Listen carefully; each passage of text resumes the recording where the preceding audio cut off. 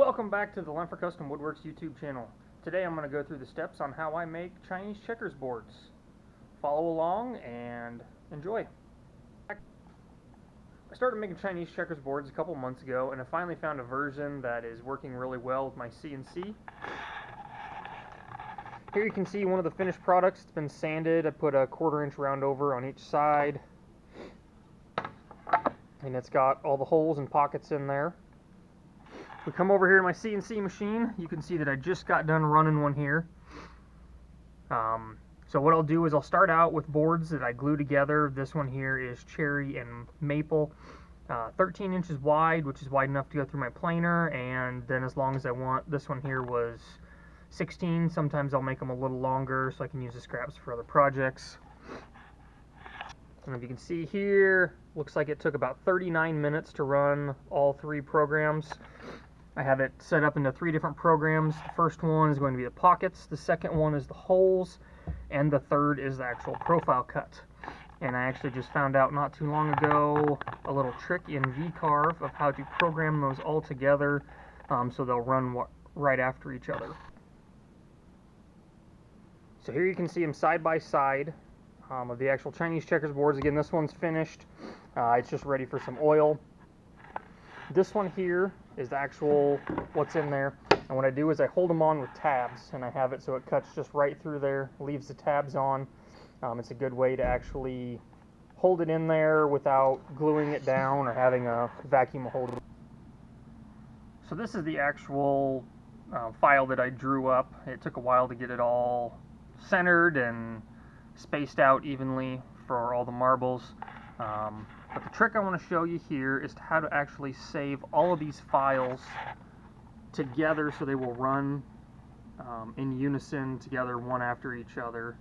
So we'll save it as an actual file there. And one thing you're going to want to do is make sure and select all of the files here. And up at the top, you press output all visible tool paths into one file, and you see it runs those in order there. The one thing you're going to want to make sure, that I did anyway, is to put the profile as the last cut. So down here on the bottom, I actually went and organized these in order of how I wanted to do that. In turn, it puts them in order up here, and that's how the program's actually going to run it. So then when you save the file, it'll actually save them all together, and you will run them one after each other. You don't have to start and stop on each file.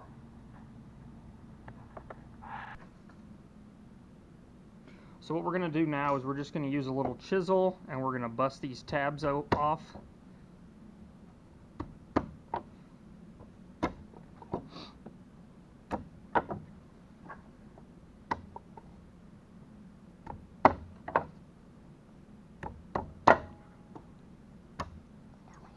We're going to take the outside off, and now we have just the board.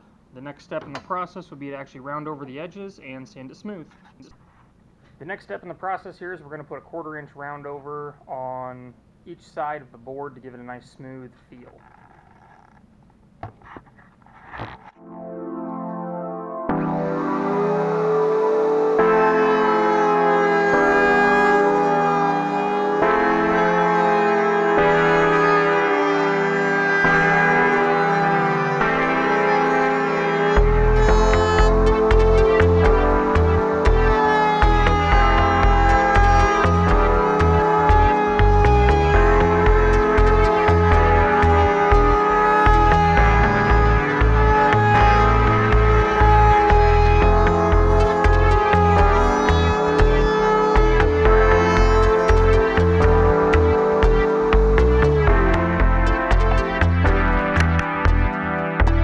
We've got a nice little round over all the way around the board, and next step in the process is we will actually sand it.